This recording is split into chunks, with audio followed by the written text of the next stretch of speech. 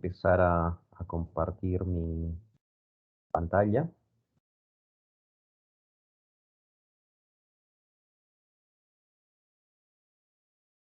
Muy bien, ¿me confirman por favor si es que se ve mi pantalla?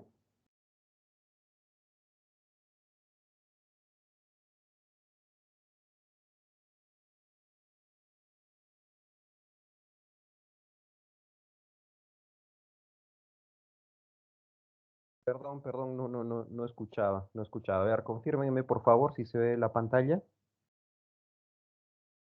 Sí se ve, arquitecto. Sí, Arqui. Ya, ok, gracias chicas.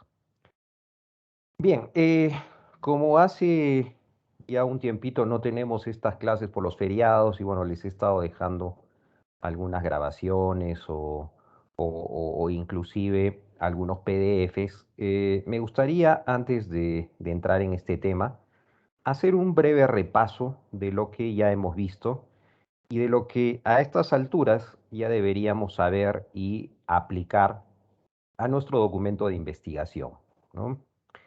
En primer lugar, el planteamiento del problema, ¿no? Que el planteamiento del problema tiene un antecedente, ¿no? Que es la detección del problema. Este problema, que nosotros lo detectamos, normalmente tiene unas características genéricas, ¿no? Es un problema que yo lo podría abordar desde múltiples perspectivas, sociológicas, políticas, económicas, sociales, medioambientales, etcétera, ¿no? Sin embargo, a nosotros, por nuestra especialidad de arquitectos, formulamos el problema y lo planteamos desde una perspectiva seguro, morfológica, espacial, estética, constructiva, ¿no? Entonces, nosotros llevamos un problema de índole genérico a nuestro campo, ¿no? A nuestro campo. Y encontramos cuál es la brecha del conocimiento. Es decir, que hasta el momento no se ha dicho, no se ha estudiado, no se ha realizado ninguna investigación que nos permita ampliar el conocimiento, ¿no? Según los grados de investigación que nosotros hagamos, bueno, pues nuestra investigación tratará de abordar algo que no se ha dicho, por ejemplo, sobre un barrio, sobre un espacio público, ¿no?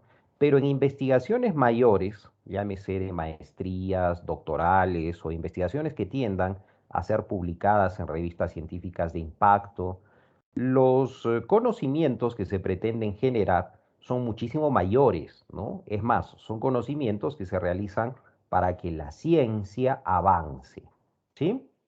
Muy bien. Entonces, una vez definido mi problema, una vez enfocado dentro de mi quehacer profesional que me corresponde, seguramente yo ya enfocaré qué tipo de investigación quiero hacer. Las hemos dividido en dos grandes rubros, ¿no? Como se acordarán y como ustedes también lo han desarrollado en el examen. Las investigaciones de tipo cuantitativo, ¿no? Las cuales las hago porque me interesa cuantificar, me interesa medir, me interesa ampliar, digamos, las perspectivas de ese objeto, llámese arquitectónico o urbano.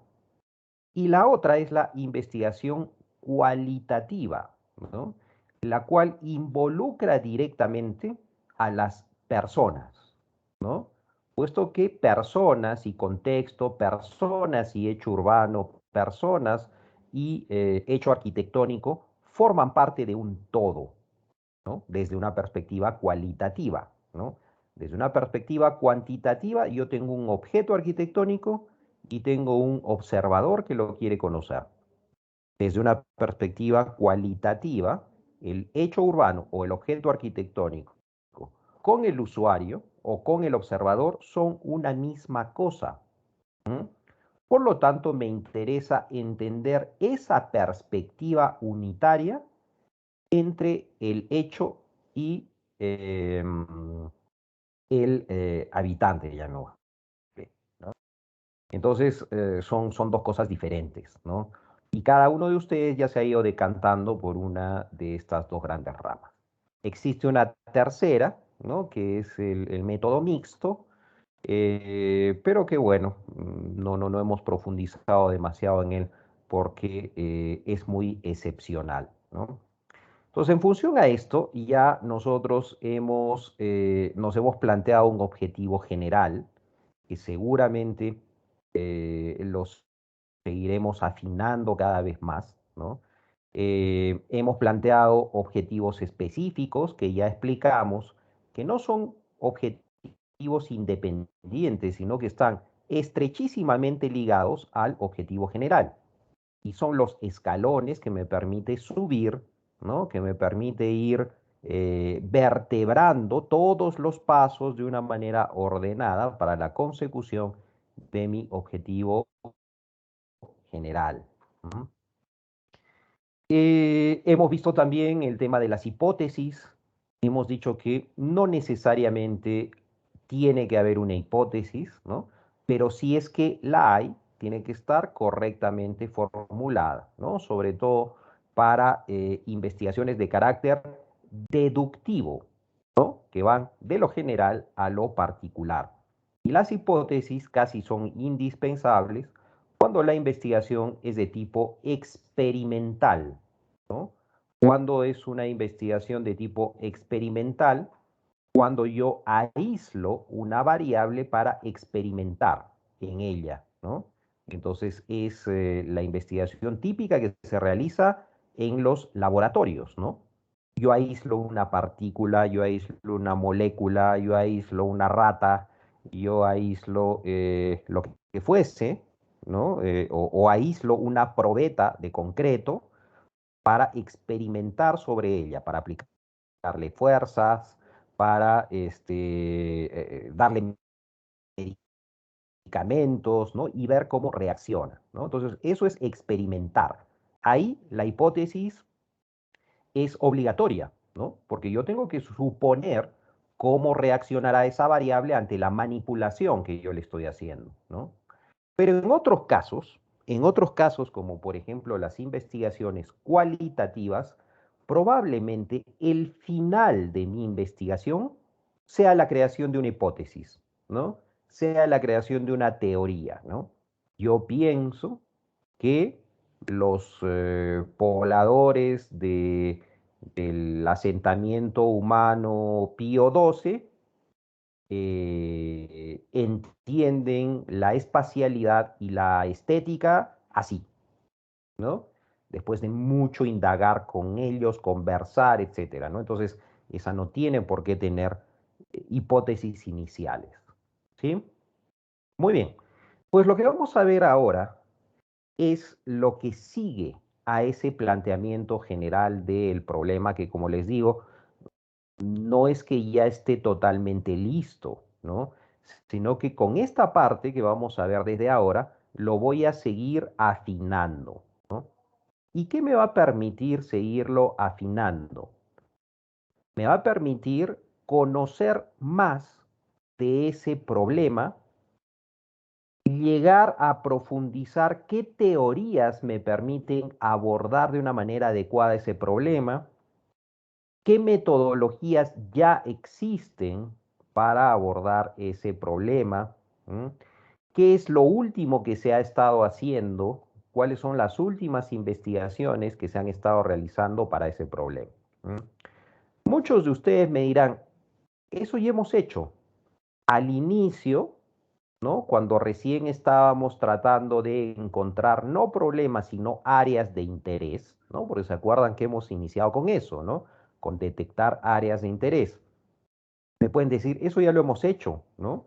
Ya nos dijo que busquemos áreas de interés, nos dijo que busquemos en el Google Scholar, nos recomendó la academia. Bueno, pues para que se den cuenta que la teoría es transversal en toda investigación, no es privativa de una parte, sino que desde que yo comienzo a hacer una investigación hasta que estoy redactando las conclusiones finales, las búsquedas teóricas y bibliográficas son permanentes.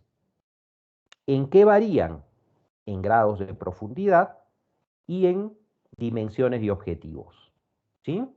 Entonces, ahora vamos a ver la construcción de nuestro marco teórico, que nos vamos a dar cuenta que está bastante alejado de lo que en algunos casos pensábamos, o inclusive bastante alejado de ciertas tesis que ustedes han visto, y el marco teórico es simple y llanamente una recopilación de definiciones o una recopilación de información, ¿no? Acrítica, ¿no? Acrítica de cosas que otros han dicho. ¿Mm? Un marco teórico, la construcción de un marco teórico, es la construcción del argumento o los argumentos a partir de los cuales yo voy a enfocar mi problema. Por lo tanto, si bien voy a hacer uso de un montón de artículos, libros, entrevistas, videos, etcétera, todo eso tiene que sostener un argumento propio, mío, ¿no? O en el caso de ustedes, grupal, ¿no? Si es que están haciendo la tesis de A2, ¿no?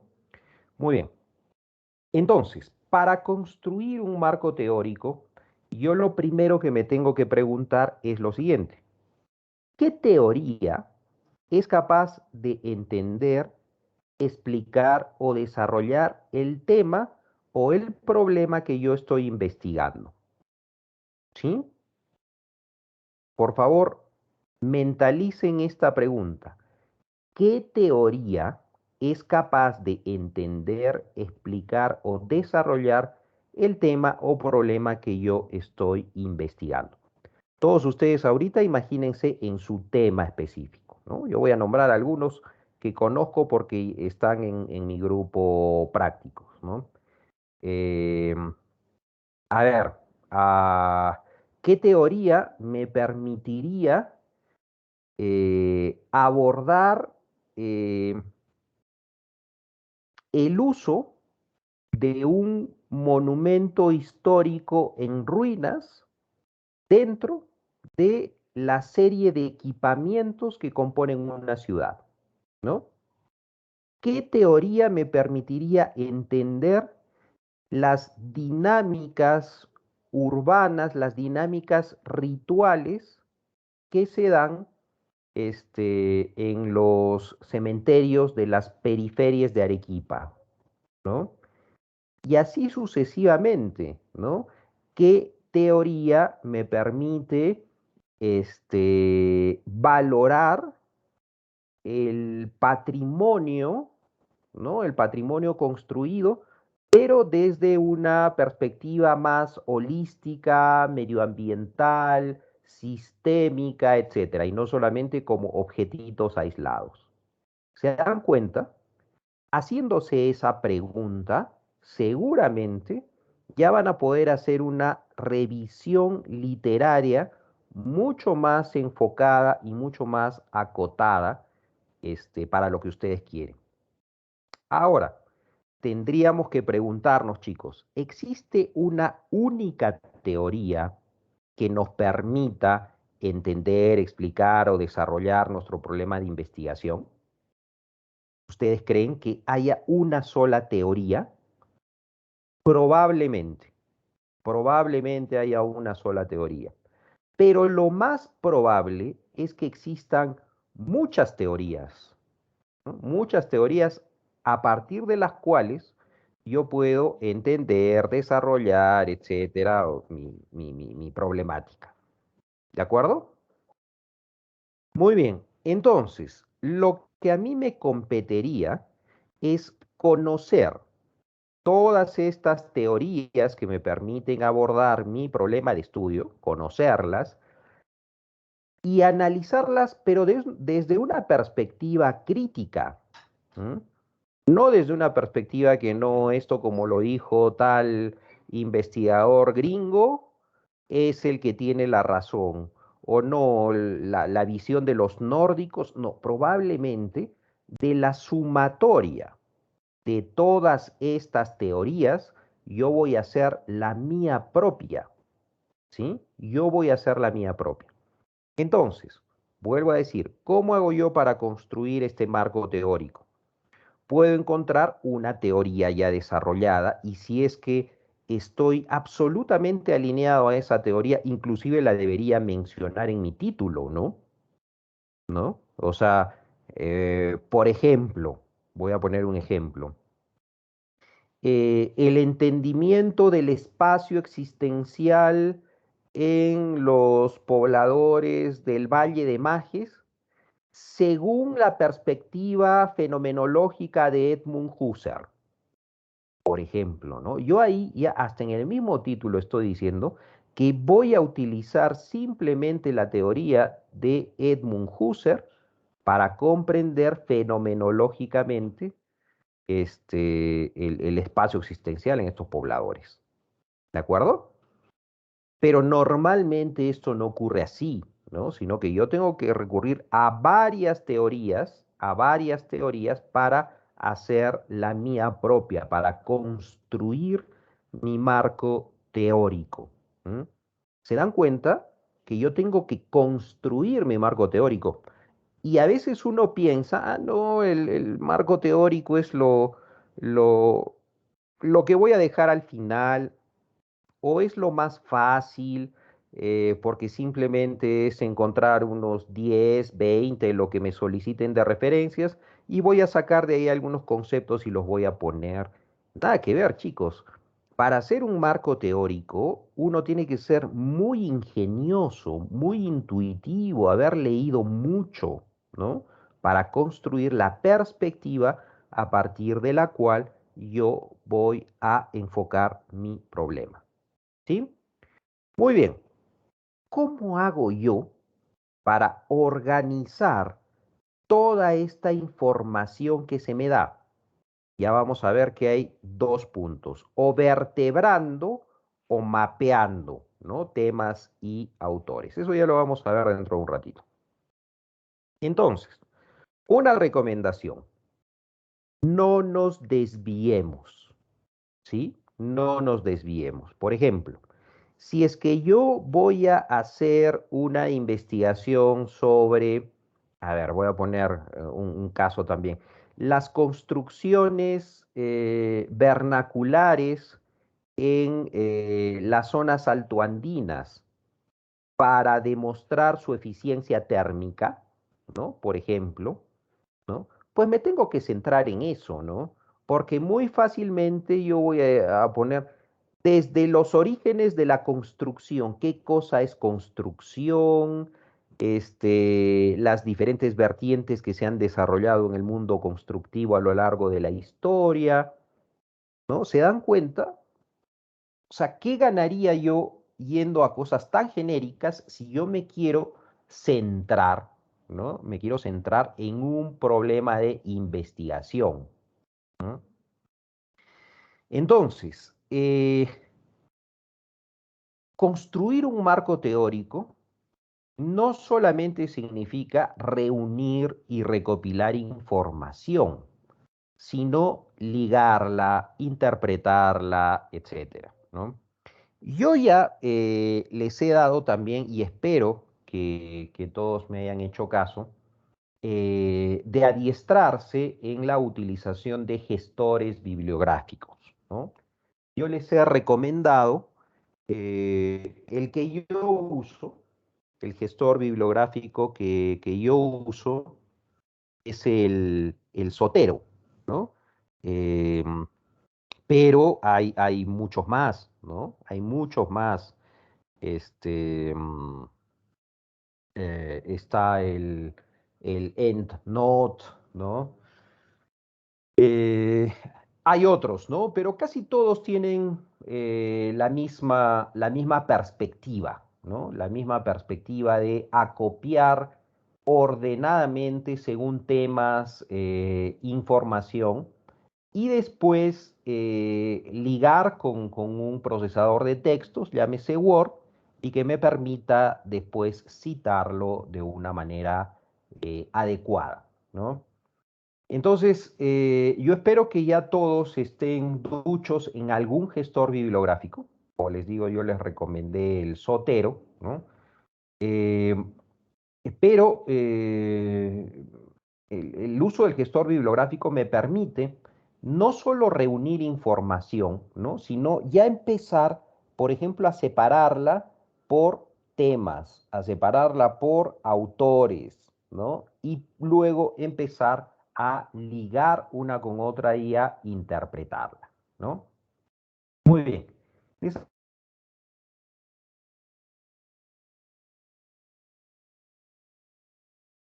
teórico.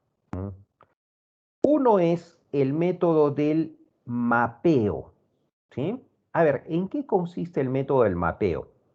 Este método implica elaborar un mapa conceptual, ¿no? Y con base en este mapa conceptual, profundizar en la revisión de literatura y el desarrollo del marco teórico, ¿no? Como todo mapa conceptual, su claridad y estructura depende de que seleccionemos los términos adecuados y los que a su vez se relacionan con un planteamiento enfocado. Veamos este ejemplito, ¿no? Yo hago un mapa conceptual en donde pongo, punto número uno, ¿qué me interesa? Definiciones acerca de un problema. Punto número dos, ¿cuáles son las dimensiones de ese problema?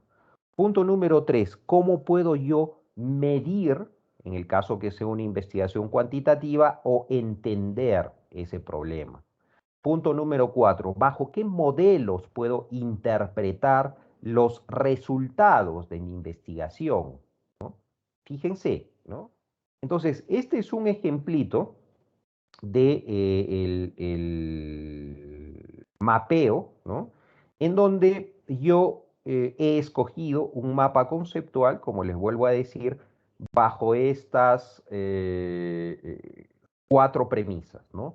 Concepciones y definiciones, instrumentos para medirlo, dimensiones del problema, modelos de interpretación. Y fíjense que en cada uno de estos cajoncitos yo los voy llenando con autores, ¿no? Con diferentes autores. Entonces, en concepciones y en definiciones, yo voy a trabajar con todos estos, ¿no? Vamos a poner con unos 15 o 20 autores, ¿no? En dimensiones, yo voy a trabajar también con otros tantos, ¿no? Lo cual no significa que los que he utilizado para concepciones y definiciones también utilice algunos para dimensiones, ¿no? Y lo mismo sucederá con los instrumentos para medir y lo mismo con modelos, ¿no? Entonces, al final, yo podré tener unos 30 o 40 referentes entre libros y artículos, ¿no? Que me permitan construir mi marco teórico. ¿Mm?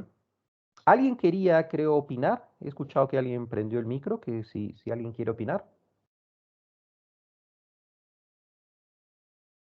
Creo que no, ¿no? Pero bueno, aprovecho de decirle que si alguien quiere opinar, si alguien tiene una duda, yo encantado de irlo resolviendo. ¿Mm?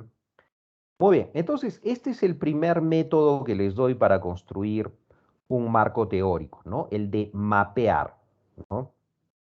Y el otro que es un poco el que yo más uso, ¿sí? Que es el de vertebrar, ¿no? ¿Por qué se llama vertebrar, ¿no?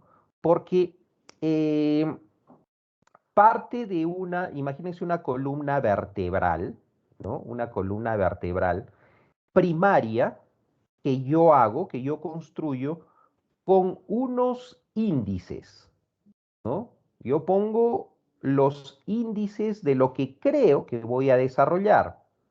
No me importa que al final eso varíe. Es más, si no varía, está mal, ¿no? De hecho, tiene que variar, ¿no? De hecho, tiene que variar en algún momento, ¿no?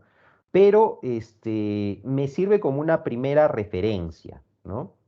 Entonces, pongo mis temas generales, ¿no? Tema uno, tema 2, tema 3, tema 4, tema 5, los que fuesen, ¿no? Que no sean tampoco demasiados, ¿no? Mi consejo es que sean unos 5 temas, ¿no? De 4 a 5 temas generales, ¿no? Yo los pongo ahí bastante bien. Cada uno de esos temas, conforme yo voy leyendo y me voy metiendo más, voy a ir encontrando subtemas. Entonces, el tema uno tendrá 2 o 3 subtemas, ¿no? Igual el tema 2 tendrá 2 o 3 subtemas.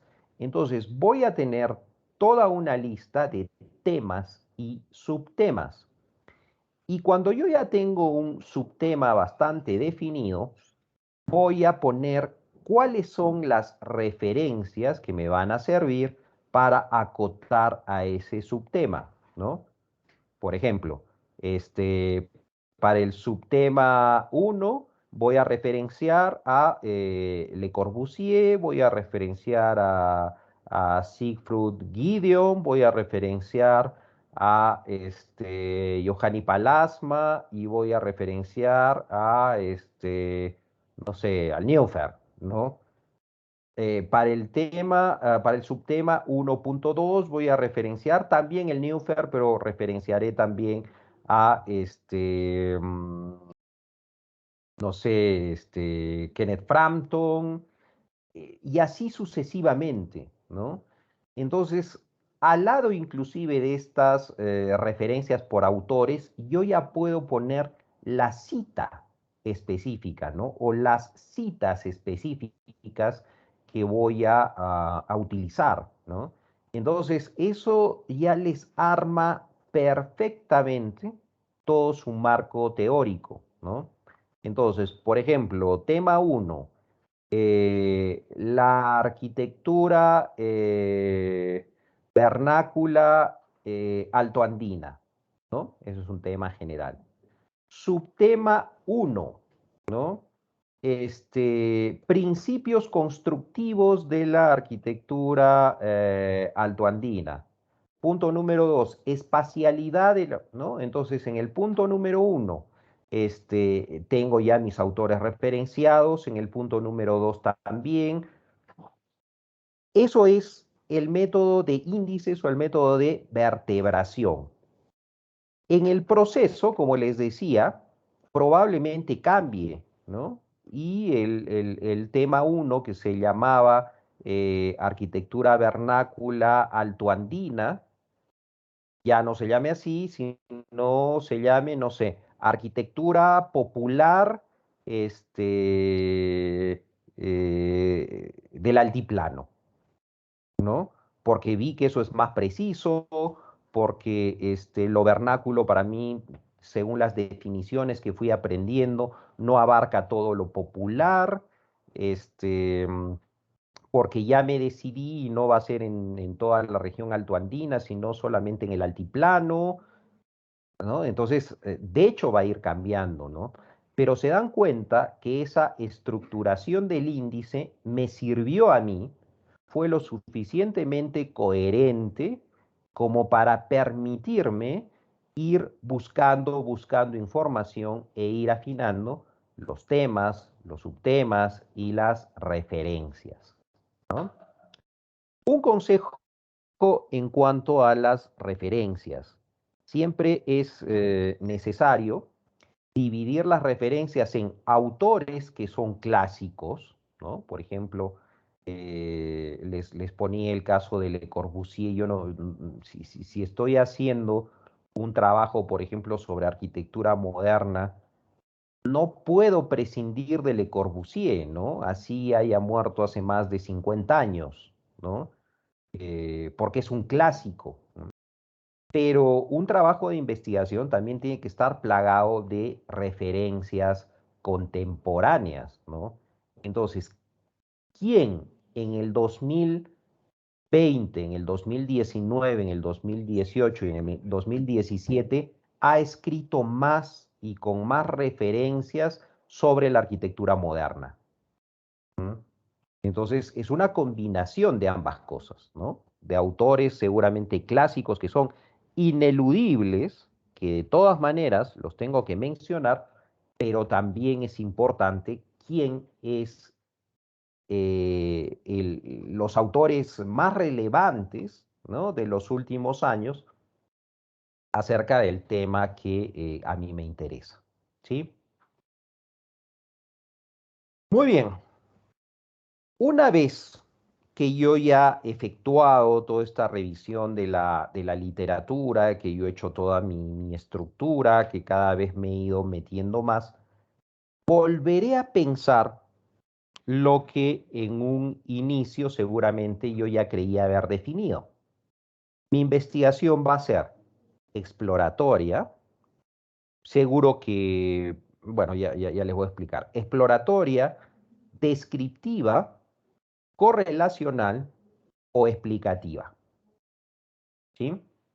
Eh, Todo eso, digamos, es previo a ya la parte aplicativa, ¿no? Aplicativa que en el caso de muchos de ustedes tienen fines proyectuales, ¿no? Pero antes yo he tenido que hacer una investigación para que me permita después aplicar todas estas conclusiones en un proyecto, ¿sí? Muy bien.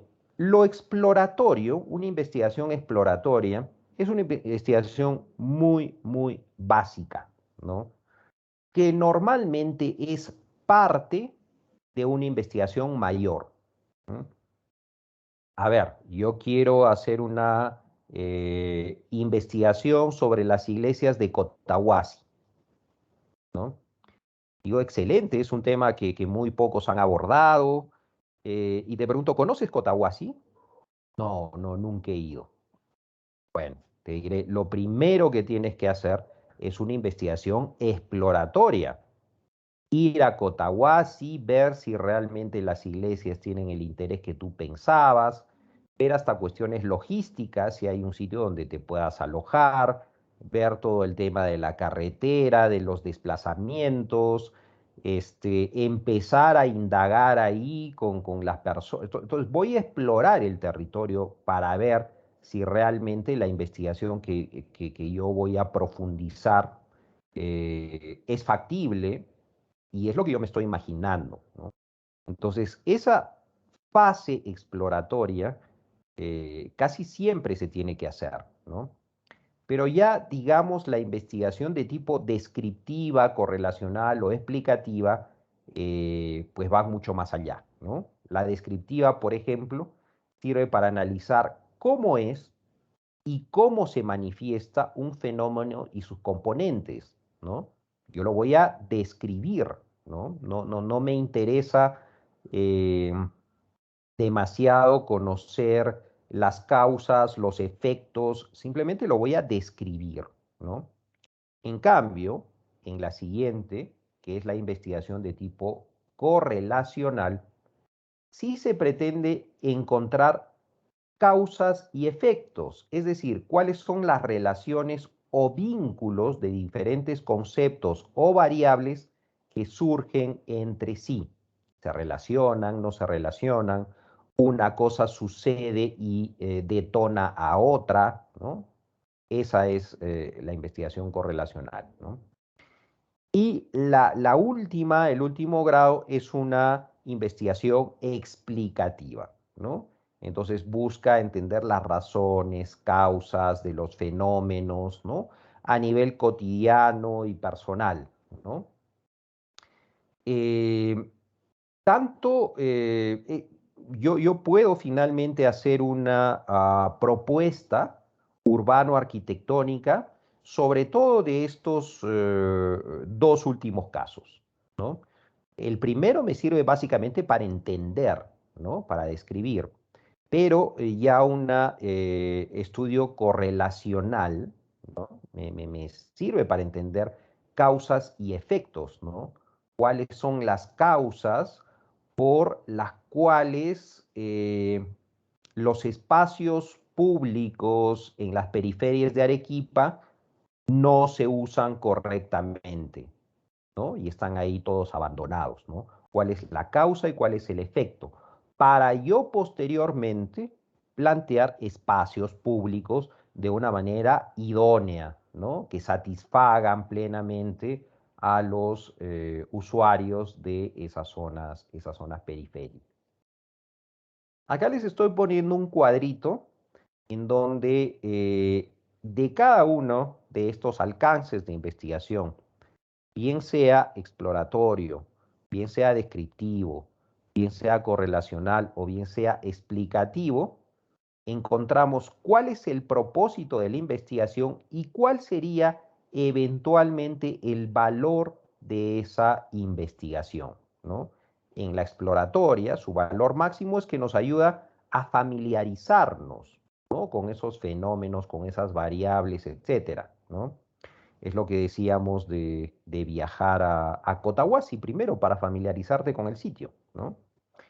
El descriptivo es útil para mostrar los diferentes ángulos o las dimensiones de un fenómeno. El correlacional,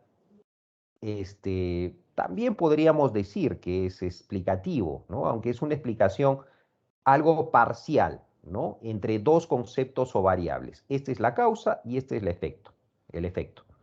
Y la explicativo, ¿no? Es una estructura mayor del problema, ¿no? Yo entiendo el problema desde una multiplicidad de variables que le dan sentido, entendimiento, etcétera, ¿no? Muy bien, entonces, una vez que yo preciso el planteamiento del problema y defino el alcance inicial de la investigación, puedo reformular mi hipótesis, ¿no? Yo sé que para estos fines les hemos hecho en algunos casos ya plantear una hipótesis, ¿no? O ustedes libremente la han planteado, ¿no?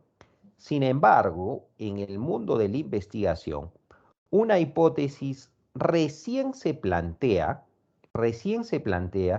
una vez que yo ya he abordado mi marco teórico, ¿sí?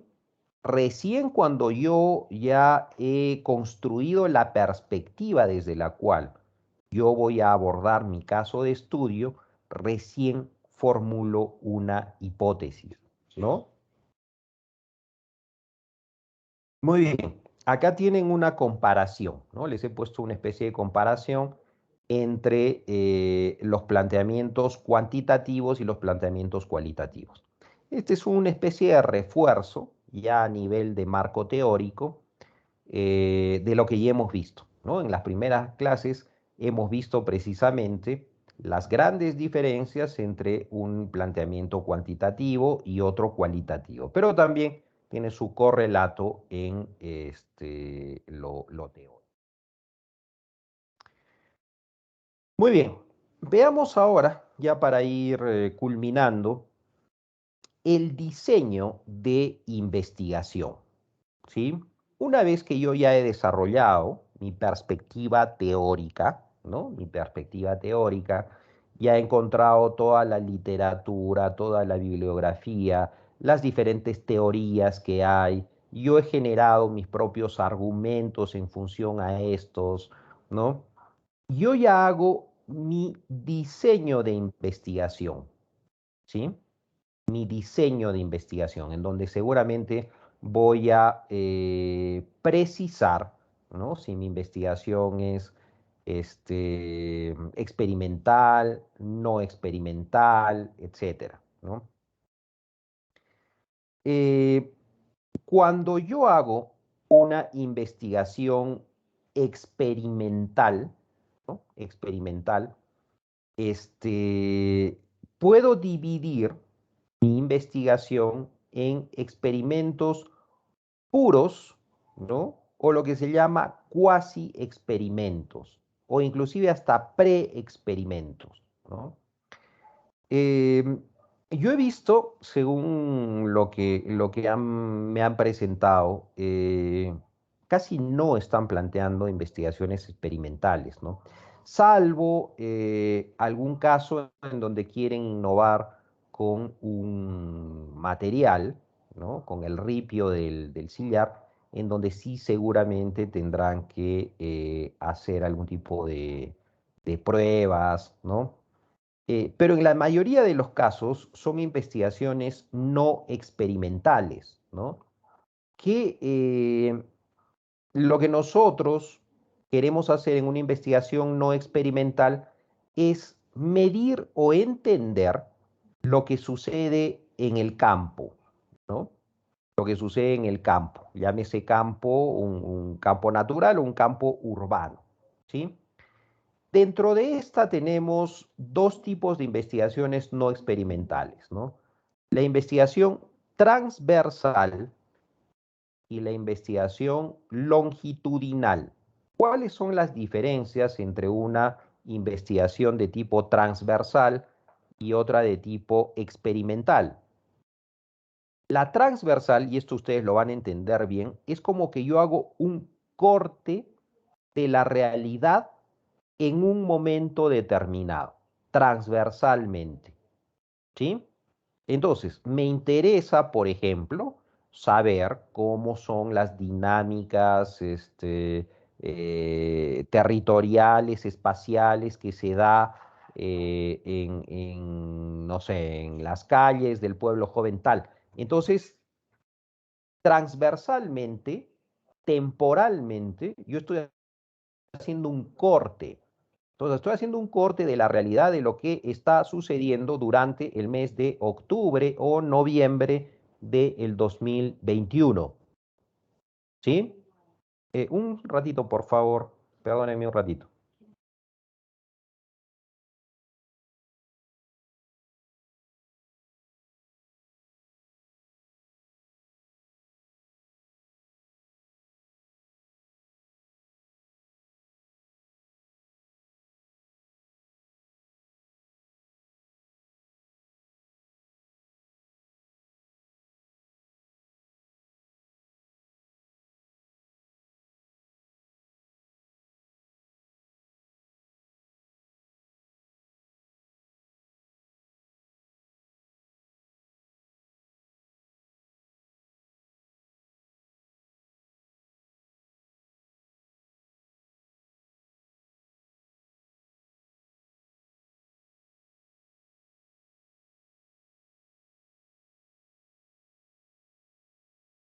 Muy bien. Entonces, les decía, ¿no? Este diseño transversal o longitudinal tiene que ver con una temporalidad, ¿no? Entonces, yo hago una investigación transversal cuando hago un corte de la realidad en un tiempo y espacio determinado, ¿no? En cambio, yo puedo hacer una investigación longitudinal cuando lo que me interesa es ver o medir algo a lo largo del tiempo, ¿no?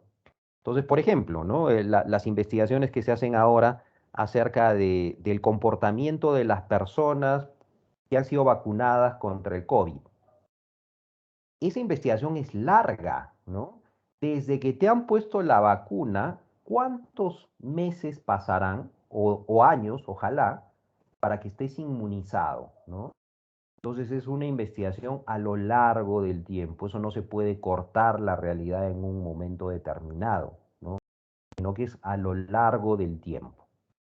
Yo les recomiendo obviamente decantarse por lo transversal, ¿no? Por medir la realidad en un determinado momento, porque lo otro, si bien son investigaciones interesantísimas, duran mucho tiempo.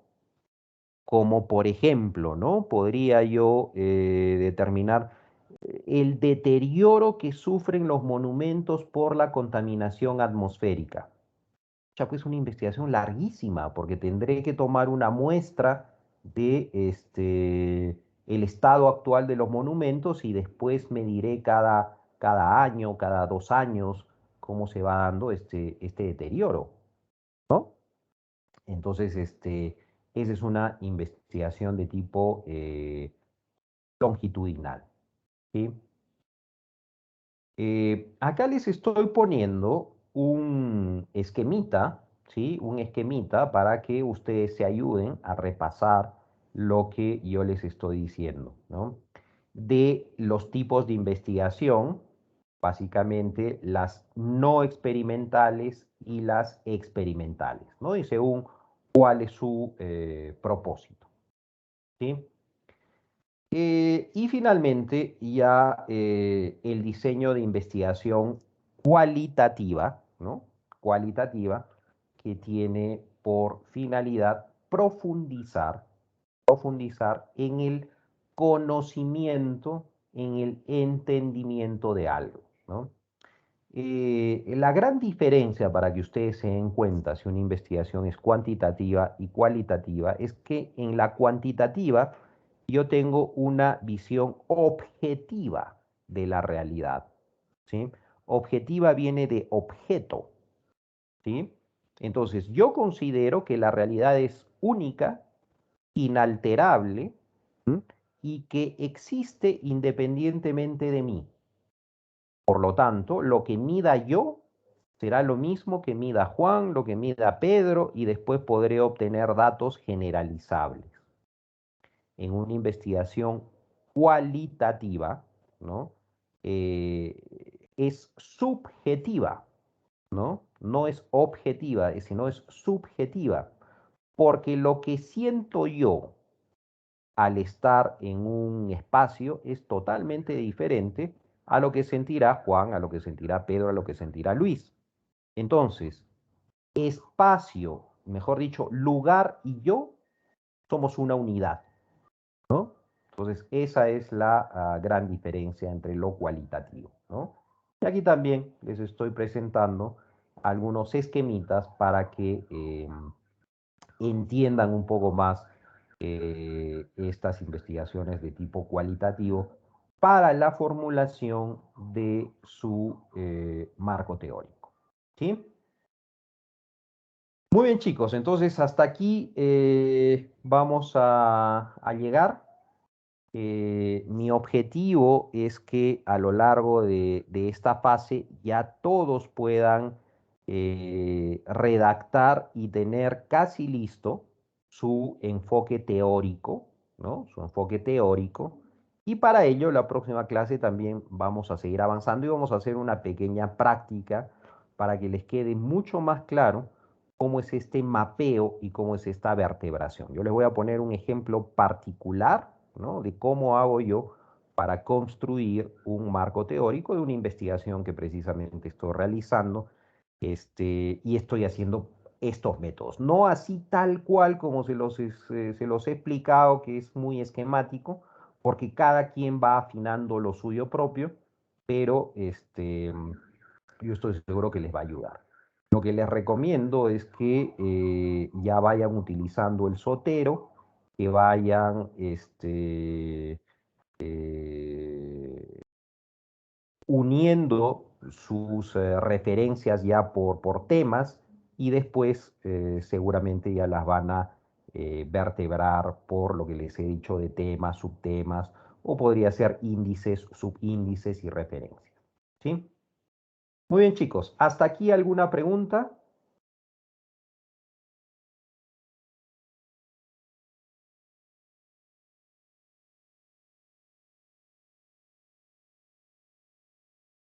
Muy bien, chicos. Entonces voy a parar la grabación.